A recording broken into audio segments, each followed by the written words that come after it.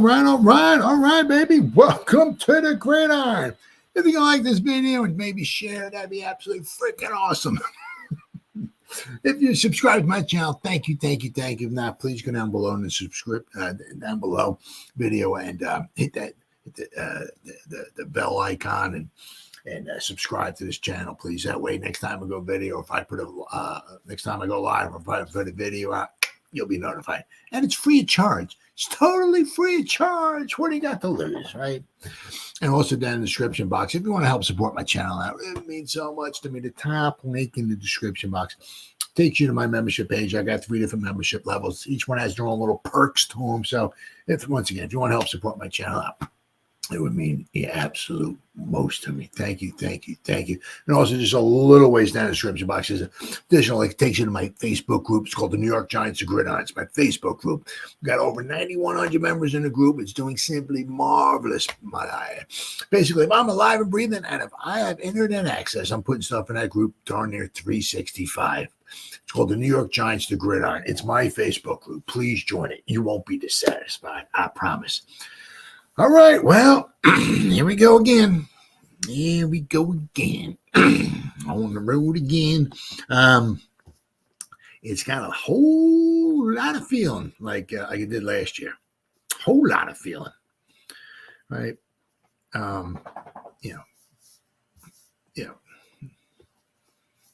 Must win. I mean, if we're looking for any type of, post season, this is a must win. If it was, I mean, the thing was nice was about like it was that epic comeback. I mean, you got to ride the fence with it. One, it's like I mean, don't get me wrong, we weren't that much better than the Cardinals. So, but it's like, man, how do we get that freaking far down on the road? I mean, on the road, how do we get that like in one half of football, basically? I tell you. But then it was the epic comeback. It's like, man, look what we can do. Look, right, all that stuff and everything. And so, I mean, it's the same thing here, right? If we go 0-2. I think we've been 0-2. I think 8 out of Bob Papa said 8 out of the last 11 years. 0-2. Although haven't been 0-2 under the Dable regime, but we started 2-0, then we went 1-1. So I don't know. Haven't started 0-2 under the Dable regime. So is that good? Or we start off 2-0, then we started 1-1. So that means are we going our way down? But I mean, this is there's a lot to be good about, feel good about, but there's also after looking at last week's game, right? There's a whole lot of just oh my God, shake your head at. So, but if there's ever a get right game, this would be it. We're on the road. You're getting away from the hostile. I mean, although, a bunch of Giant fans are going to show up. Don't get me wrong, there'll be a lot of Giant fans. But, I mean, the Commanders add a lot of pieces in the offseason, obviously, and, got themselves a shiny new toy with Daniels, the quarterback, right? You can't complain about that. Well, I mean, it doesn't matter. First round, it's all a gamble. They kind of thought, I guess, this would be 6 years ago, right? That Mr. Haskins would be under the, he's the man calling the signals. Mama's wrong again, isn't she? So they're kind of hoping this time that Mr. Daniels will be the quarterback for next 10, 15 years. So best of luck to them, especially when they're playing the Cowboys and Eagles. But, last week, what stuff I was kind of whatever, just hear and listen to other podcasts and YouTube videos and all that and everything. It was kind of like, he really didn't throw the ball down the field far. It was a lot of dinking and dunking and all of that. Also, kind of a lot. Let's see. I mean, it was like if from what I heard, if your first read or say whatever, which were usually rather close to the line of scrimmage, weren't there, think about running.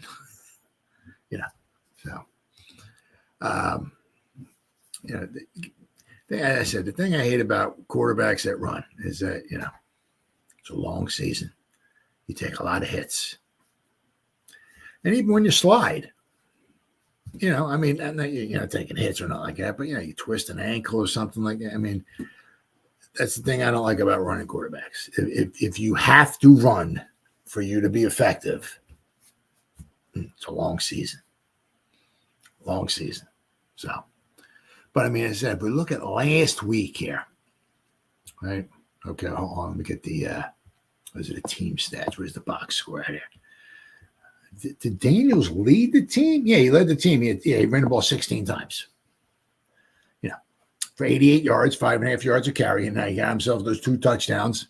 It looks like I saw part of the game. I had some of the game up. I was watching some of it and all of that and everything. But they ran it 16 times. Brian Robinson Jr. had 12 carries. Austin Eckler only had 2, but he averaged 5 yards a carry.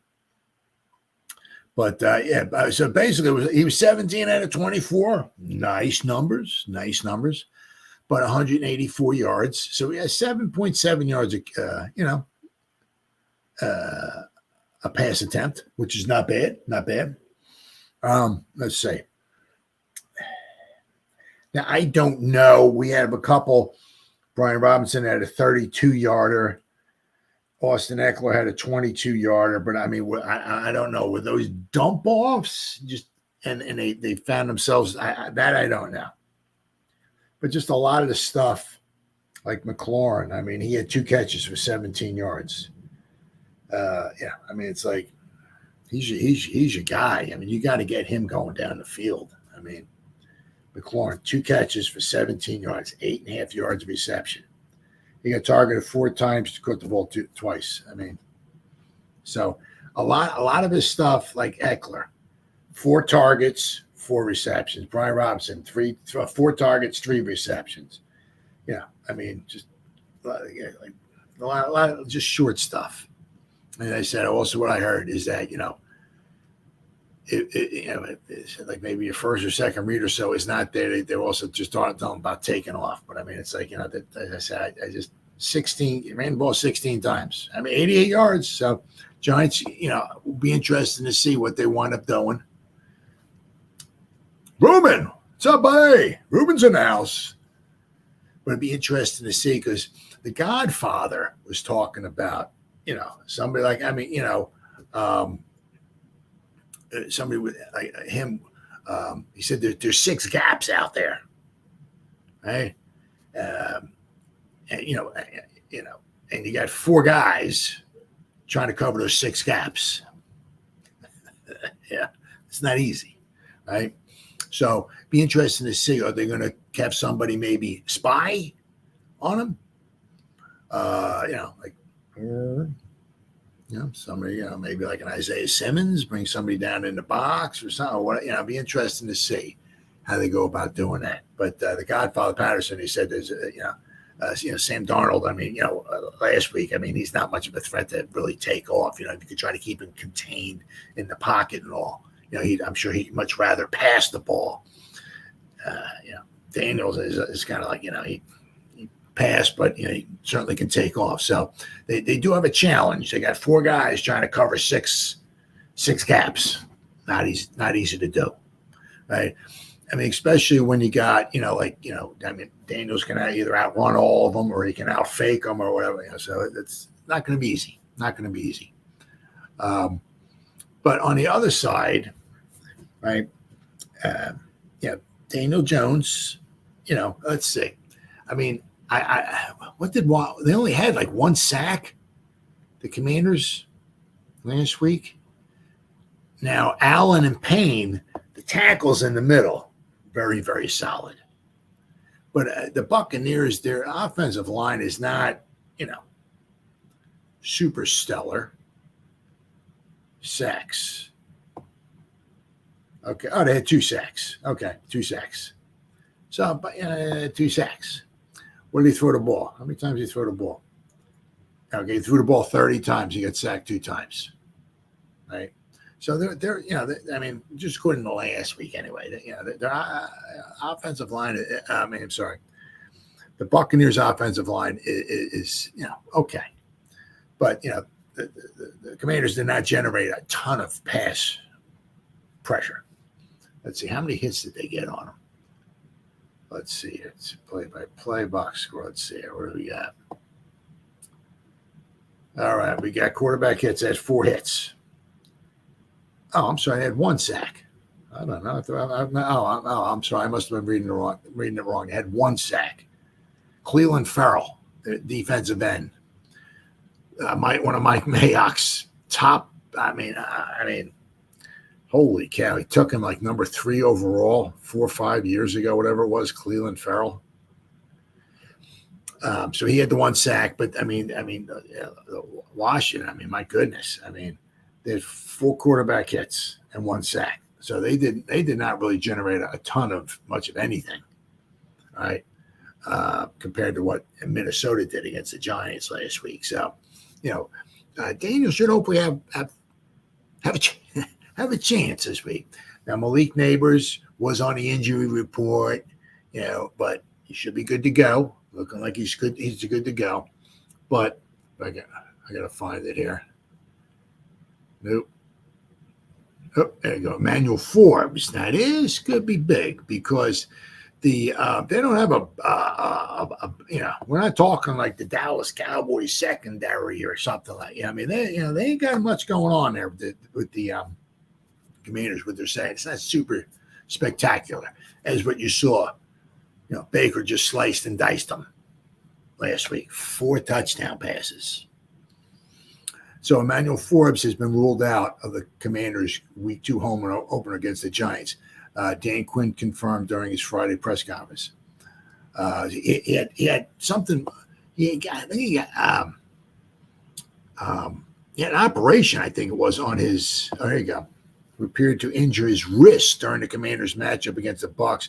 Was a full participant during Wednesday's practice, but limited on Thursday and absent on Friday as he won. Okay. Oh, wow.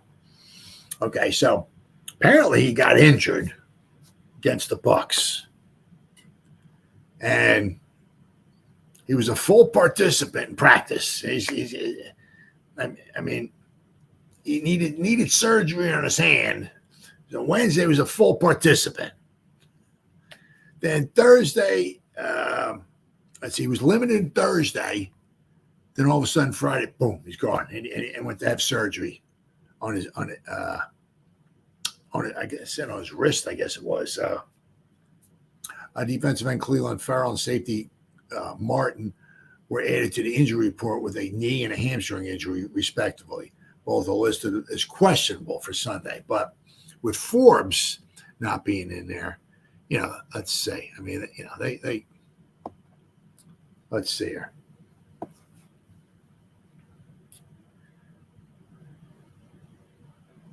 I mean, let's see. Well, St. Just, okay. But, I mean, there's nobody, super spectacular there to really, And I said the one guy who, for their base 4-3, I mean, Cleveland Farrell, I mean, he's on the injury report. But I said, but then you got Deron Payne, you got Jonathan Allen, Dorrance Armstrong, right? He had some nice days, I'm sure, against the Giants. Frankie Louvu. Can't forget about Mr. I don't know what you want to call him. The guy could probably play another 30 years. Bobby Wagner.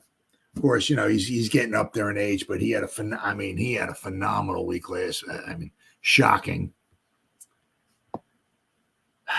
10 tackles, 3 tackles for loss. The guy's like 74 years old. Let's see. How old is Bobby Wagner? 34. He's 34 years old. I mean, the guy's just year in and year out. I mean, if you listen, he's one of those guys, Bobby Wagner. If you listen to the wind, you can hear, if you take your ear and you point it toward Canton, Ohio, you hear the carving out his bust in Canton right now. So, but I mean, very, very solid. But I mean, I said up the middle, you got Wagner, right? And then you got, Allen and Payne up the middle, very nice. But other than that, I said, it seemed like Forbes was their best cornerback, and he got injured. And I said,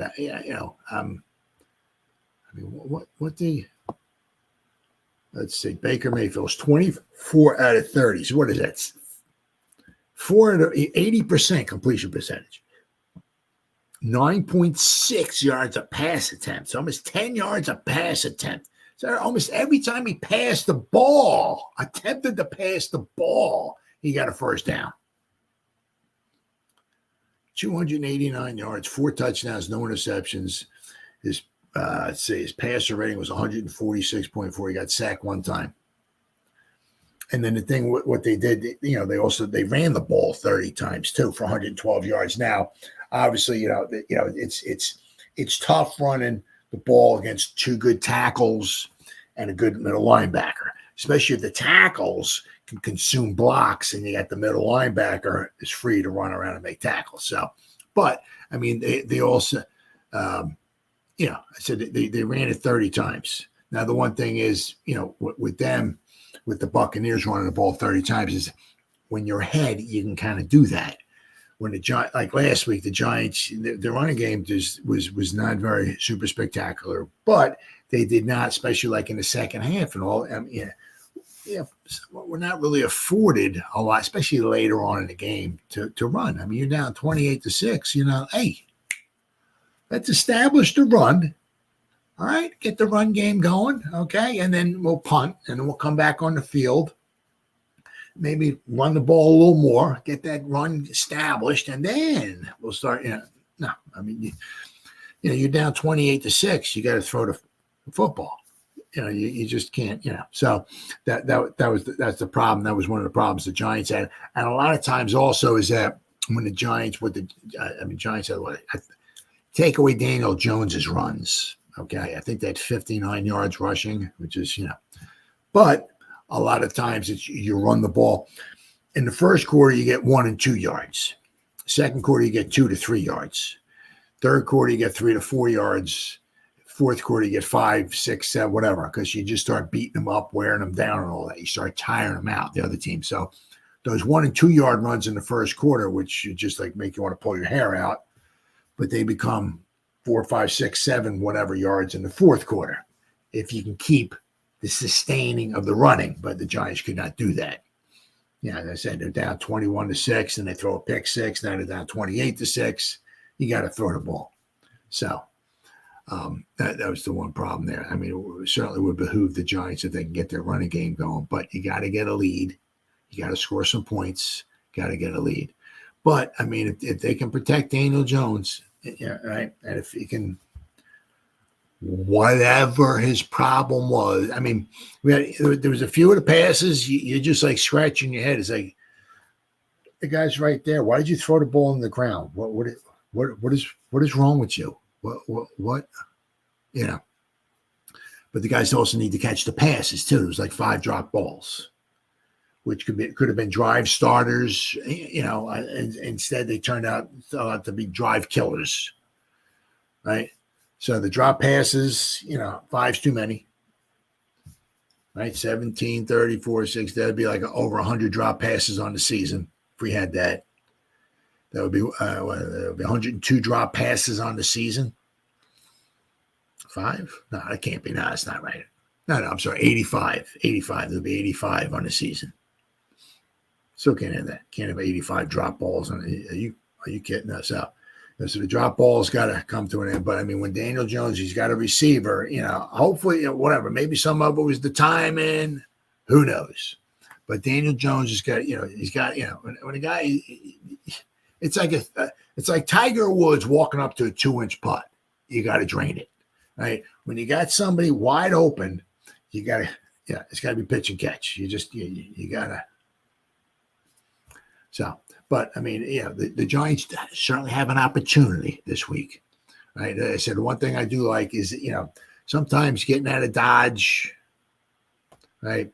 And also it's Daniel Jones is 5-1-1 in his lifetime against Washington / the Washington football team. I don't even know if they were called the Redskins back when he first started. I don't remember. But, so they don't feel out of sorts in Washington. They've had some success against Washington. So if there's a get right, good field game, this is going to be it, without question. So I've seen this here. How to attack Washington's defense. Ooh. Who is this here? Oh, it's Nick Filato. So this is going to be about anytime. Nick does a fantastic job. Sometimes he just overdoes it.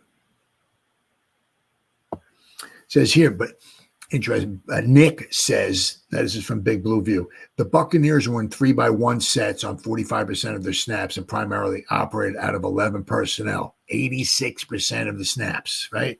One tight end, one running back.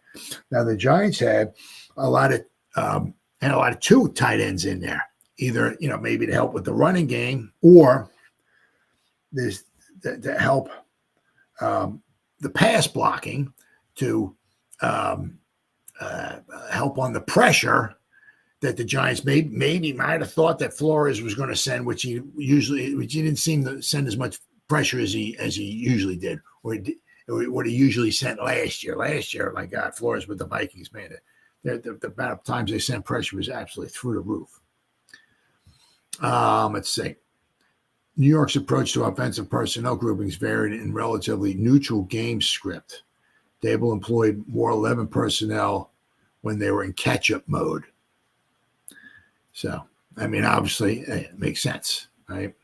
But the thing is that, their catch-up mode. See, the game is dictating to them what to run instead of Dable, the Giants and whatever dictating to the Commanders on what they're going to run. You know what I mean? I mean, it's, you need to get a good running game going to get the play action pass.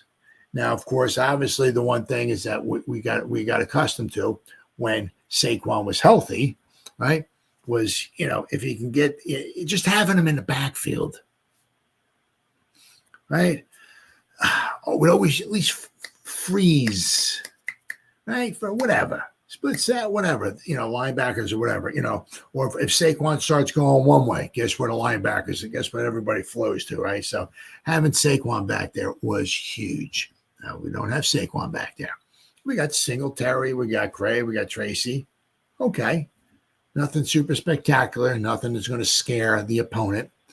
But if you get some resemblance of a running game going, that helps with the play action pass. Now, Daniel Jones, he ran the ball a few times last week. Did not do anything super spectacular when he ran the ball either. So, I mean, as far as the running game, was not much at all to get excited about last week. Some of that once again was because later on in the game, right? When you try to keep the running going, right, to wear the defense down, right? The Giants really couldn't do that because they're behind, right? Now, if you're within a score, or if you're tied, or if you're ahead, you can think about running the ball. But when you're down by 3 touchdowns, I mean, you don't got to be a rocket scientist to figure out what you're going to do, right? Let's see. Then we got one thing here. Let's see. See this here. There's 5 questions about the Giants' next opponent, the Washington Commanders. Dun, dun, dun, dun. What is the biggest difference in terms of scheme on both sides of the ball?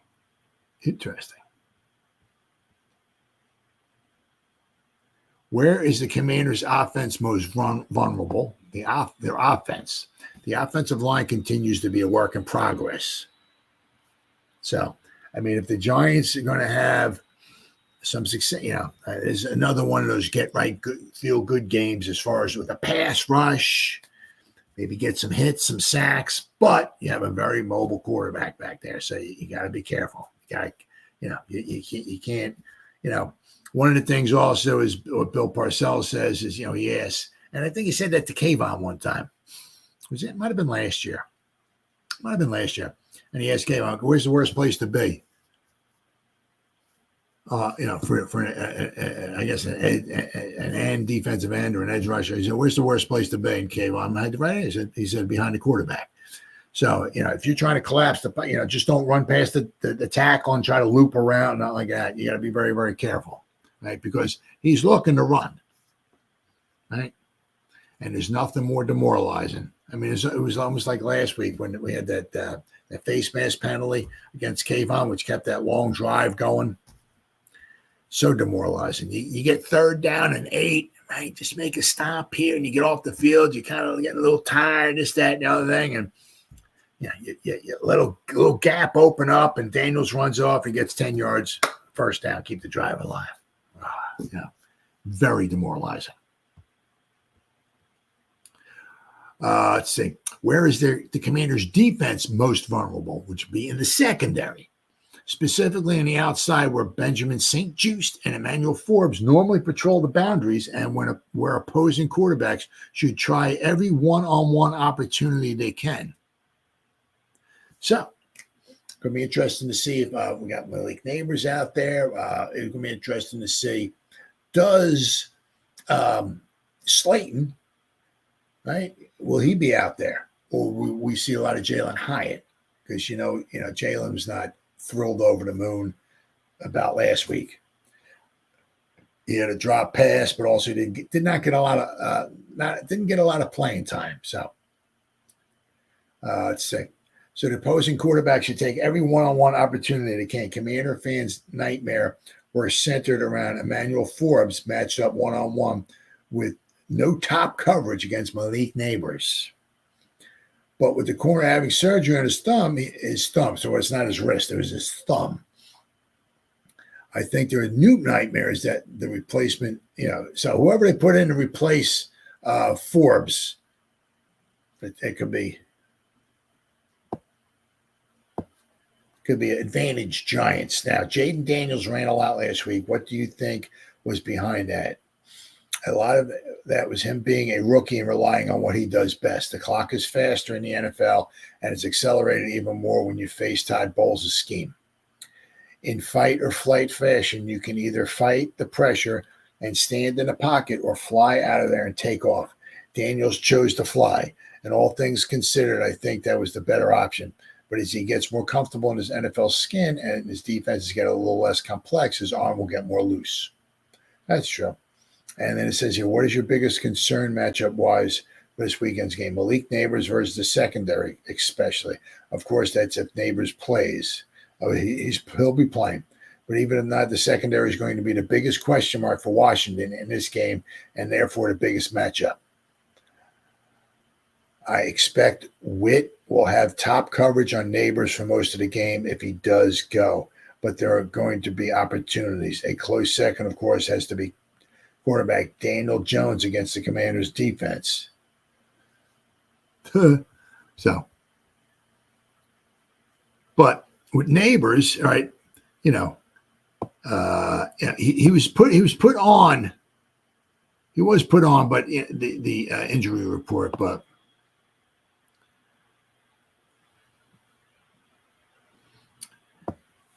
But thankfully, right, the Giants got a massive injury update on Friday. The Commanders take on the NFC East opponent, the New York Giants, after suffering a Week 1 loss to the Bucs.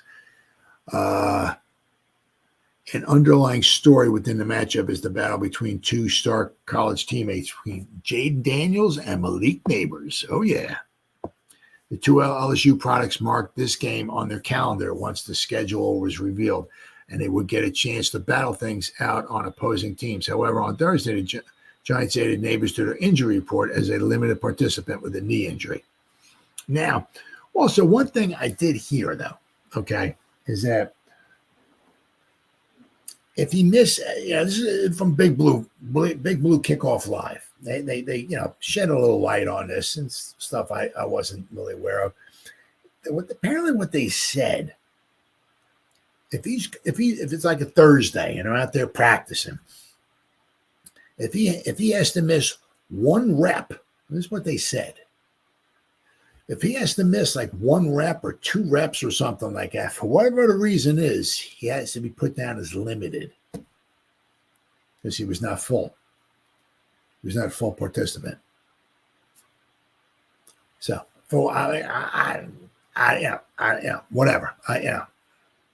If he had a cramp, if he had something in his eye, if he winds up missing a rep or two, they said he has to put his limited participation because he did not fully participate. He missed a couple of snaps in practice. So he has to get put down, limited participation. Now you see limited participation, like, oh my God, the guy's dying from cancer. Our first round pick, he's going to die. We'll never see him ever again. He's limited. Oh yeah, no. I mean, so.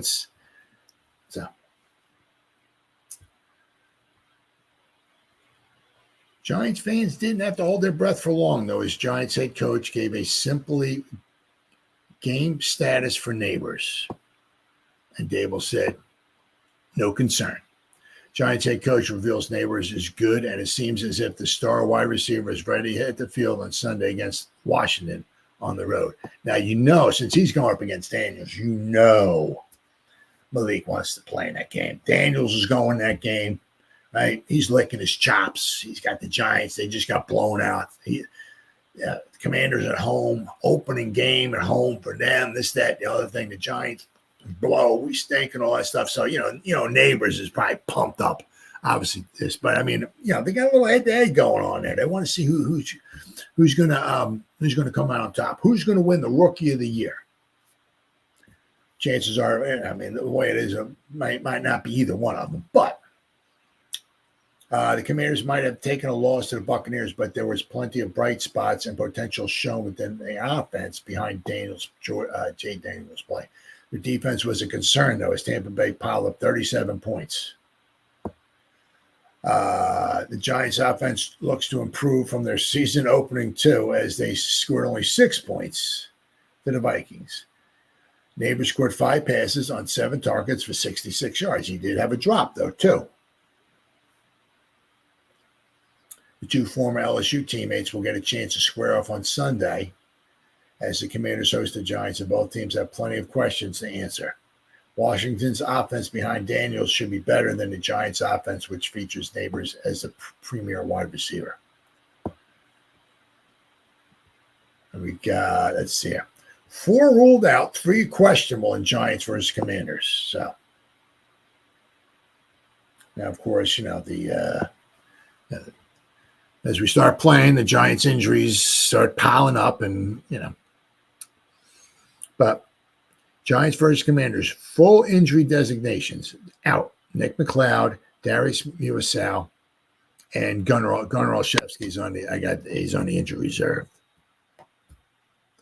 Carter Coughlin, he's out. None of the 3 players ruled out for this game logged any practice throughout the week. McLeod being on the means the Giants will rely on Cordell. That fact that McLeod is out means that the Giants will rely on Cordell Flott on the outside. Well, I guess, let's not forget, right? We put some guy by the name of Adoree Jackson back, right? So, where's Adoree playing at? Adoree's got to play. I want to see Phillips on the field, too. Limited snaps last week. Very limited. Very, very, very, very. I am very excited about Nubin and Phillips and Malik. Yeah. So very, very excited about those 3 guys. And, of course, Theo Johnson, too. If nothing else, he hopefully in a couple of years, he'll keep, obviously, with all the players, of course. But, with Theo Johnson, more of a right now blocking, right? But if he works on his craft, hopefully he'll get better as time goes by. His route running and all of that. So we got let's see here. Muasau was the team's 6th round pick. Being out means the Giants have to have 3 healthy linebackers, including Isaiah Simmons, whose role was non-existent in week 1. Gunnar Olszewski suffered his injury during warm-ups. Now we have a couple guys that have no designations who got Malik Nabers with his knee. He has no designation, so that means Micah McFadden with his groin, so hopefully he's good to go. And Darius Slate with concussion. So apparently he passed. I was a little shocked. I didn't, a lot of times, you got a guy who gets a concussion. A lot of times, not all the time, but a lot of times, it seems like if a guy gets a concussion, a lot of times, he's not always guaranteed to be back the next week. But apparently Slayton is. So, okay, cool. Good. Nabers popped up on the injury report Thursday as a limited participant, but was upgraded to full and will be ready to go. McFadden was a full participant all week, and Slayton was upgraded to full participant Friday, so he should be good to go. Okay. So for the Commanders, they got a little laundry list here, right? Emmanuel Forbes is out with his thumb. Unfortunately for them, their first-round pick suffered a torn UCL in his thumb and needed surgery. The Giants can't take advantage of a even weaker secondary. It will be an extremely tough look. It'll be questionable. Defensive tackle Johnny Newton, Quan Martin, their cornerback, and Cleveland Ferrell, the defensive end, with a knee. They're questionable. And then guys are on the injury report that have no designations. I think Tyler Owens, the defensive back, Zach Ertz, Brandon Coleman, their guard, Brian Robinson with a knee, and Trent Scott, their another offensive tackle with a knee. So all those guys are, should be full participants. But I mean, they're secondary. I mean, if the Giants are going to be able to take advantage, I mean, because it starts getting tougher after this. I mean, they're going to go from, a Washington team, right, especially defense, okay, that's got some question marks, some holes, right? And the next week they're going to stay on the road. Obviously, they're coming back, and then they're going to go out to Cleveland, who, by the way, has a very good defense. Who, by the way, the Cowboys put up a bunch of points and all and everything, but they only had like 200 and something yards of total offense. They weren't walking up and down the field the whole game long. And by the way, also, if Cleveland had any resemblance of an offense, they would have kept the ball longer, and Dallas might have had even less yards and less points. But their offense was absolutely horrible. A lot of it was also because the pressure that the Cowboys were able to put upon Watson. So that just goes to show you, you can't have too many edge rushers, or you can't have your NASCAR package can never be big enough, right? If you got guys that's what I said next year. Obviously you're going to take maybe whatever. I'll have to wait and see. I don't know what we're doing, taking a quarterback, number one, whatever. But it would not hurt to take somebody who can rush the quarterback in the first or second round, whether it's a defensive tackle next to Sexy, somebody who can get some pressure on the quarterback. Right? You can never have too many pass rushers. But Micah McFadden feels that he's ready to go. Thank goodness. Just dying to see him out there. He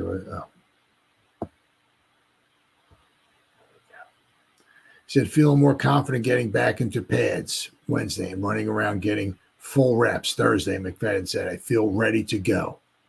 Good. Rookie 6th-round pick Darius Muasau stepped in from McFadden's spot and recorded 6 tackles and an interception. Muasau played well enough that the plan to break glass on McFadden and used him for a cap number of snaps was not necessary. I'm rolling with the punches, McFadden said, who missed time in training camp with an unrelated injury before he was carted off in the second preseason game. Fortunately, I've had a good recovery so far. When the injury first happened, they were talking about week 2 or week 3. I started feeling good about mid last week. Now, McFadden played 737 defensive snaps last season. So let's hope he can get back to that because, we need that.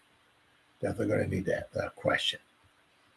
Now, of course, then the Giants also make a late addition to the injury report before week 2. But this hopefully does not, cause any major concern. The problem is the guy that they added to the list, caused the Giants to lose a game last season, and that would be, of course, kicker Graham Gano. He was added to the injury report Saturday with a groin injury ahead of Week 2 game against the Commanders. So he had a knee injury, and now he's got a groin injury. While Graham Gano was added to the injury report, the Giants did not give him a designation, which means he's still expected to play. Thank goodness. Now we have the guy on the practice squad. We can always call up as well too if something would happen to Graham. But hopefully we don't get it where Graham winds up being hurt bad enough where he's going to start missing short field goals, because he missed a short field goal last year against the Jets. If he makes it, we probably win that football game. Now, of course, if we make it, if he makes it, we win the football game, we get another win. So we're 7-10, right? But then, of course, then again, we may not get Malik Nabers, but that's a different story. But, let's hope it's not to the point where Graham Gano is in there. I think I can go. Yeah. Then he runs out there for a 4-yard field goal and he shanks it or something like that. Oh, yeah, I guess maybe I'm hurt. Maybe I shouldn't be playing. You know what I mean? So let's hope it doesn't get to that point. But Graham Gano is added. Unless it's just a complete oversight that will come back to haunt the Giants, the team appears pretty confident their kicker will be able to go. So let's hope so. Because, you got a kicker in there who can't hold up. You're going to be just missing points. Right? Then, of course, Gunnar Olszewski has moved to the injured reserve. Giants in a move that had been anticipated for several days on Saturday placed wide receiver / kick returner Gunnar Olszewski on injured reserve. Olszewski suffered a groin injury in pregame warmups before last week's season opening game against the Vikings. Head coach Brian Daboll said during the week that Olszewski would be sidelined for weeks, thus placing him on IR was anticipated. Giants signed wide receiver returner Emir Smith-Marset during the week to handle punt returns. Giants on Saturday also elevated 2 players from the practice squad for Sunday's game against the Commanders, like Toman Fox, right, and Ty Summers. Summers, a special teams player, was also elevated last week and helped the Giants down a punt at the 1-yard line. That was when the Vikings took it, went 99 yards for a touchdown. But that was a thing of beauty. That downing of the punt on the 1 was a thing of beauty. Toman Fox is in his 3rd season, so he's got of course, Fox takes the spot that had gone to Carter Coughlin a week ago. Coughlin is now on practice squad / injured, and he's out for the season. It's a shame. I mean, you just hate that. I mean, obviously, you hate it for everybody. Yeah. I mean, you don't want to see anybody get injured. You know what I mean? And you just feel bad because, somebody like Coughlin, he's not going to give you a whole heck of a lot on the defensive front, but he was, special teams. So, but I mean, this unfortunately, this is his last season with the Giants. 2020 might be his last season with the Giants, right? Because he was drafted in 2020, I do believe it was. The Giants brought him back, right? But this might wind up being his last season with the Giants. We'll have to wait and see. But you just hate seeing guys that get drafted by the team, right? Hang around for, you just hate. But unfortunately, that's a life of an NFL player.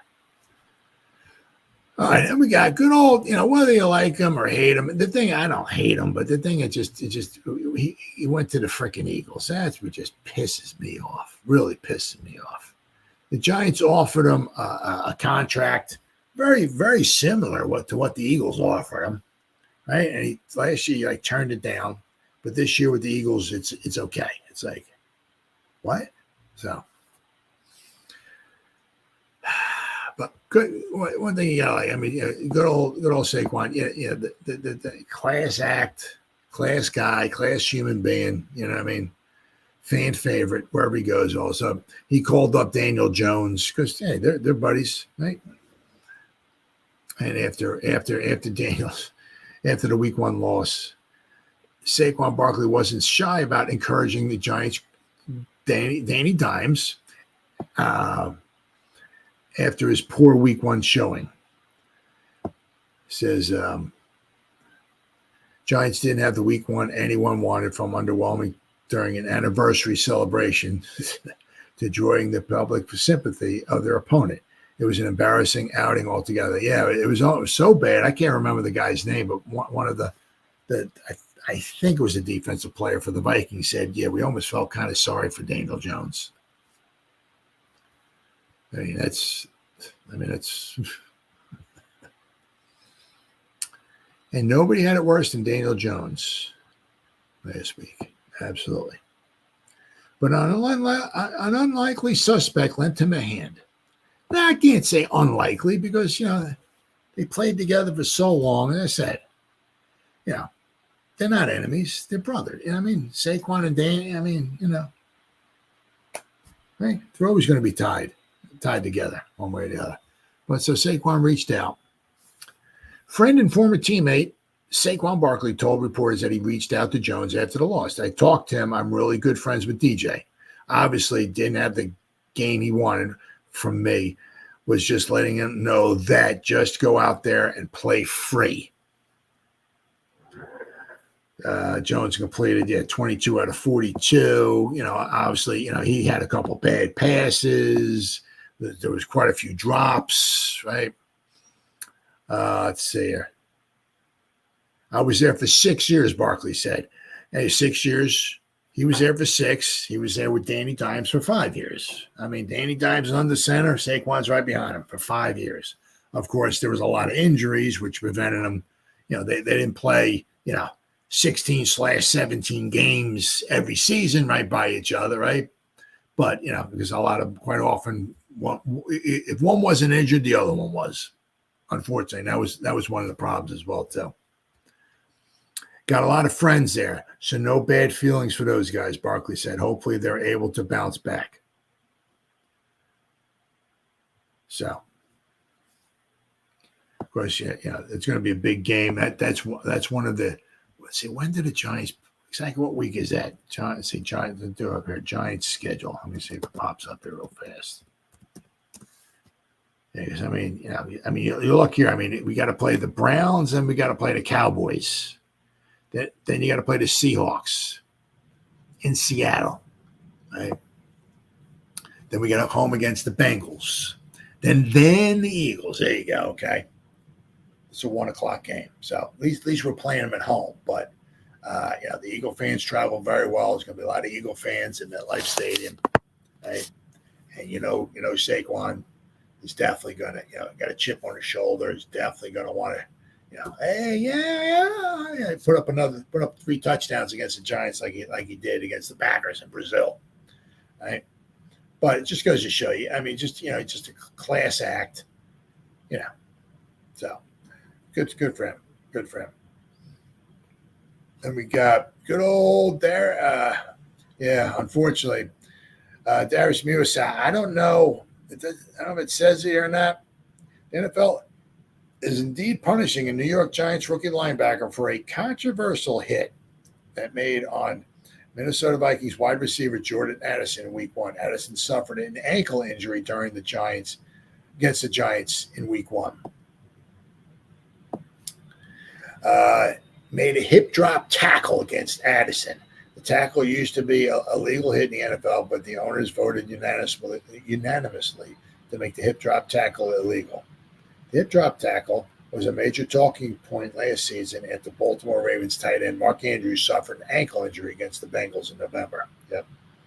Jordan Addison is out this week due to Musa's tackle. The injury Addison suffered last week due to Musa's hit is the cause of the Vikings ruling the second-year wide receiver out against San Francisco 49ers in week 2. I'll tell you what, boy, 49ers, let me tell you what. They look like a complete package. I'll tell you what, they look really good. And McCaffrey wasn't even in there. And was it Pearsall? I think it is their first round pick. He got put on the injury reserve, whatever, where he has to miss at least 4 games. So he'll come back in week 5. So their first round selection. So they got Debo, Ayuk, Kittle, Jennings. They got Pearsall, I think is what his name is, and they got who didn't play. Then McCaffrey, who didn't play. I mean, they got Williams back. Their thing is next year when they got to start paying, if they're going to pay Brock Purdy, it's going to cost them. And, unfortunately, they're not going to be able to keep probably all their players, but it is what it is. Let's see. What we got here? Per Tom Pelissero with the NFL Network, the league fined USL. $4,696. Well, I mean, that's for me, that's a lot of money, but even for him, it's still a lot of money. Don't get me wrong. Unnecessary roughness on the play. Pelissero post includes a video of the illegal hit. Okay, so let me look here. Yeah, I mean, you can certainly see it because Musal's has got him, and then he just he lets his hips or whatever fall to the ground and to bring him down. So that's a no. So of course that cost him about $4,700 for that. But I mean, Addison's out. So I mean, Hawkinson's not playing. Addison's not playing. Right, they have Jefferson in there. I mean, that could be a massacre. That could be a massacre for the 49ers. I'm sorry, the 49ers could massacre the Vikings. So, I mean, he did. He dropped his tackle. Right, he dropped his hips. So, it is what it is.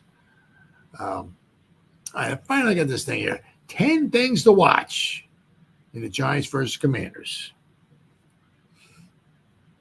The all-time series. Now, obviously, the all-time series goes back to 1932 when it was the Boston Braves.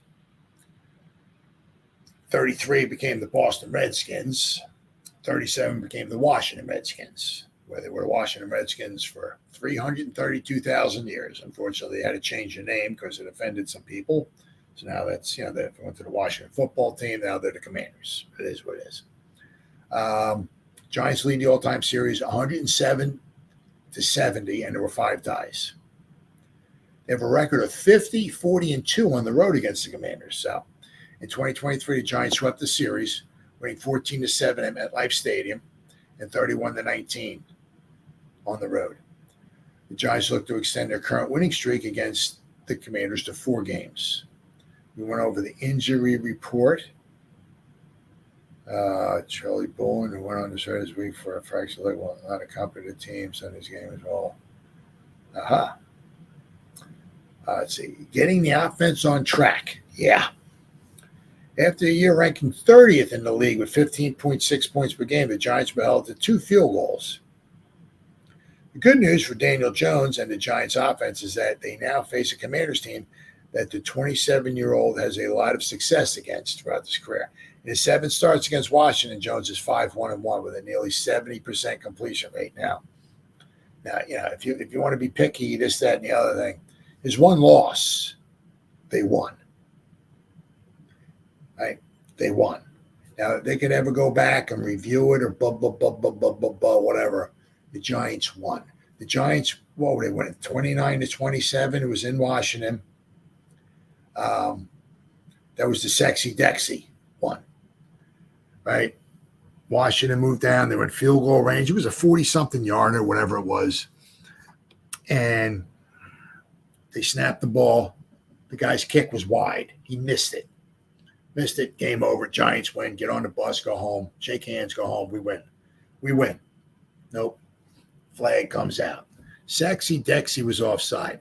If you go to the overhead view, right, he's right on the ball. He sees. He knows. Guys do things when the action is just about ready to start.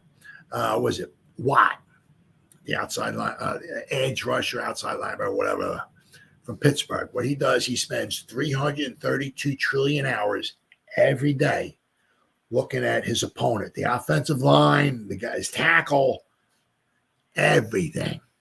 He looks for little clues. What goes on just before the snap? Or not so much that. Can I pick something up? Do I know if it's a run or pass play? right? The guy puts his hand up on the top of his thigh pad when it's a run. When it's a pass play, he slides it down a little bit, right? So is anything he can find to get a little bit of an advantage. Sexy Dexy's right on top of the ball on that one. He sees a lot of times the guy's going to snap a ball. He'll twist. Maybe he'll grip the ball as he's getting ready to snap. And Sexy's he's like 3 feet from the ball. He's staring at the ball, right? He's probably looking at the guy's hand or something like that. So as soon as the guy clenches his hand or something like that, he's getting ready to snap. So as soon as Sexy sees that, he's going. If you look at it from overhead, and you can't, you can argue with me, whatever. I understand. I'm not changing my mind, right? As soon as the ball moved, you can see it. As soon as the ball started moving, Sexy starts moving. Now, unless they said he lined up over the offside or something, maybe, because he was kind of close, right? But if that's not, if they think he jumped early, they're wrong. As soon as the ball moved, he moved. So therefore, as the ball got snapped, Sexy moved. There's no penalty for that. The guy missed the field goal. The Giants won the game. So anyway, but so I mean, the Giants have a good feeling, going into Washington. They don't. It's not like going into Dallas or something like that, where they haven't won since George Washington was the president, or So, big roles for the rookies early on. Malik Nabers, oh yeah, Theo Johnson, he got a lot of snaps. Newman played, I think, every snap at safety. I want to see Phillips getting some more snaps in there. I mean, the guy. It's like the guy is like one of his first snap or set. I mean, it was almost like he caused a fumble, and then he hardly played the rest of the game. It was like, was he injured? I mean, what is going on? I mean, the guy, he caused a fumble. We don't want that. Get him out of here. Get on the bench. Drink some Kool-Aid, brother. Making tackles and causing fumbles. What are you trying to do? Make us win? It is fucking amazing. Really, really is. So let's put somebody else in there, and we wind up getting, whatever. It's a prime opportunity for Wan'Dale Robinson. With Malik Nabers leading the team in receiving yards in the opener, Wan'Dale Robinson finished with the most targets, though. The shifty slot receiver brought in 6 of his 12 targets, as 10 of those targets came on either short routes or behind the line of scrimmage. He also had a 14-yard run. So I think this is prime for Wan'Dale, right? Prime for Malik. Maybe take something deep, too. We got or Slayton or Jalen Hyatt out wide. So, let's see if we can throw something deep. Dexter's dominance continues. Absolutely. The 6'4", 340-pound lineman. Absolutely. He was nothing short of dominant against the Vikings. He's got to keep it up. Absolutely. The one thing is that, it really help, right, to push the pocket, right, to start collapse it around, right, cave it in, right. Don't obviously, which is not going to happen to Sexy, right.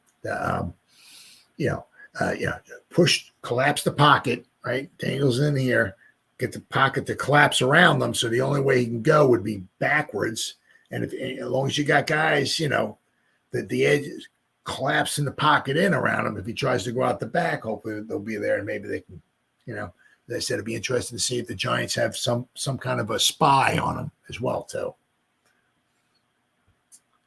Kayvon's success for his Commanders. Yes, Kayvon has had some success without question. Absolutely. Without question. I mean, and Patterson said this too. He was asked about with the success rate, success maybe of a pass rush or edge rush, something like that. And Patterson said, look, you get so many, pass rushing opportunities in a year. If a guy gets, I think he said 13, if a guy gets 13 sacks in a season, that's a multi-millionaire right there. 13 sacks. He said, over the course, he said 600. And I'm not sure if that's quite that many. He said you got 600 passing snap opportunities to rush the quarterback. I don't think it's quite 600, but you got a lot. And he said, he's like, it's only 13 sacks. I mean, it would just take 10. If a guy gets 10 sacks a season, say the other team throws the ball 400 times, you get 10 sacks in 400. That's 1 out of every 40, right? So that's not a big percentage, right? But he said a lot of times they come in bunches. It's not like every week a guy gets 1 sack, 1 sack, 1 sack, 1 sack. I mean, sometimes they come in bunches. A guy might get 3 in one game. Then he might go 2 games with nothing. And he gets 3 in one game, and he's the greatest guy of all time. Then he goes 2 games, and what, do he suck? Where is he? What, is he blow? I mean, this guy trash. He ain't gonna say. I mean, it's amazing. The report is absolutely amazing. But this would be a good get-right game for Burns and Thibodeau. We're going to need them. Going to need them. All hands on deck, baby.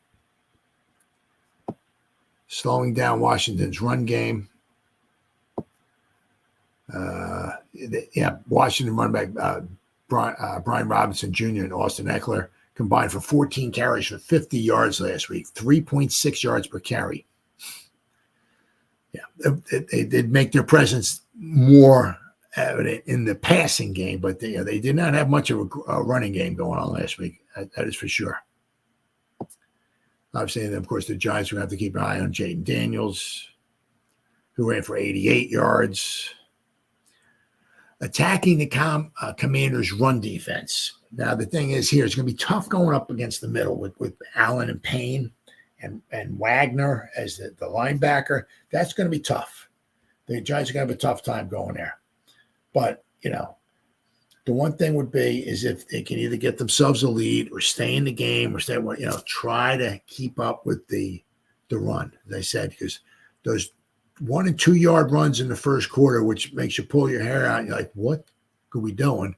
Turns into 2, 3, 4 yarders or whatever in the second quarter. Third quarter, it turned into 3, 4, 5 yarders, whatever.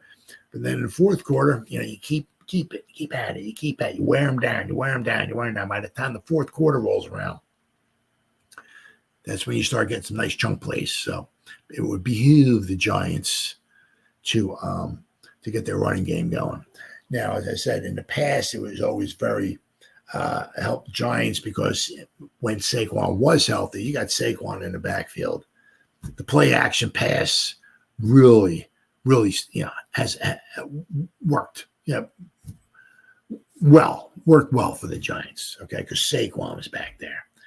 Yeah, sometimes if some of these other guys just don't scare you, or if you can't get the running game going, the play action pass really ain't doing diddly for you. So since the Giants don't have Saquon Barkley back there, if they can get a good running game going, the play action pass would be huge. Really be huge. Absolutely. Especially when you got those guys that are so fast. Oh, yeah. Absolutely. What do we got here? Oh, that's it. Yeah, as I say, now this is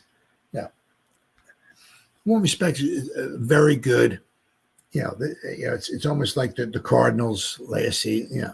Week 2, right after this, the last season, the Giants had some tough games, as we saw, right, because the record stunk early on, and if they did not wind up winning against the Cardinals, right, so it would really, really behoove the Giants to be 1-1 after this week. But the Commanders are saying the same thing here. It's like, we're 0-1. We got blown out. Now we're at home. We got a bad Giants football team coming in here. All right. This is a perfect time for us to get 1-1. Both teams are saying the same thing. So the Giants, will have their – this certainly doesn't mean they're going to win. Doesn't mean the Commanders are going to win. But the Giants certainly have, without question, right, their defense is better than the Commanders. I'm not going to say, I think our receiving is better, right? A lot of his, can we contain Jaden Daniels with his running, right? if it's 3rd down and 8 or 7 or whatever, like make him pass the ball. Can we keep him in the pocket where he doesn't start running wild, where he doesn't pick up 5 first downs or so by his legs, or 5 or 6 or 7 by his legs? Can we keep him in the pocket? And can Daniel Jones do what Daniel Jones can do? Right? If the guy is open, hit him. If the ball comes your way, you got to catch it. Right? So I don't want to put a guess, because last week I guessed so wrong. It wasn't even funny. So, but I think it'll be a good game. Two teams, two injured teams that need, not injured, but I mean 2 teams that are down that need a win. If you start off 0-2, it's not good, and then you go 0-3, and your chances of making the playoffs. Let me see here. Let's see. Type this in here. What are your chances of making NFL playoffs at 0-2? See if anything pops up. Wow. 11%. Wow. Let's see. Do they have, and then 0-3 is like 0-3 is almost, not quite. Oh, if you're 0-3, you're basically out. To say week 3 is a must-win game, it's not an understatement. You have to win in week 3. Let's say, since the NFL expansion in 79. Let's see, NFL expansion in 79. The playoffs. I'm sorry, the playoffs. 6 teams have made the playoffs after starting 0-3. 6 teams. The last team to do that was the Houston Texans in 2018. They're talking about another, but yeah. So you have a 11%. If you start off 0-2, you have an 11% chance of making the playoffs. Basically, 1 out of 10 chance. Not very good. And if you start, what did it say? 6 teams? Is that what it was? 6 teams since 79. 6 teams. That's what, 45 years. Only 6 teams in 45 years have made the playoffs who started off 0-3. But if you start off 0-2, you have an 11% chance of making the playoffs. Not very good at all. So it is what it is. Must-win game for both teams. Should be a good one. Probably won't be pretty. But hopefully the Giants can come out here with the W. All right, guys. It's been 1 hour and almost 8 minutes. Ruben, thank you, brother. Thanks for hanging in there with me, pal. Greatly appreciate it. So whoever spent any time listening to me live, thank you. Or if anybody's going to spend any time watching the replay this, once again, thank you so much. From the bottom of my heart, means the world to me. As always, you guys stay safe out there and go Giants. Woo!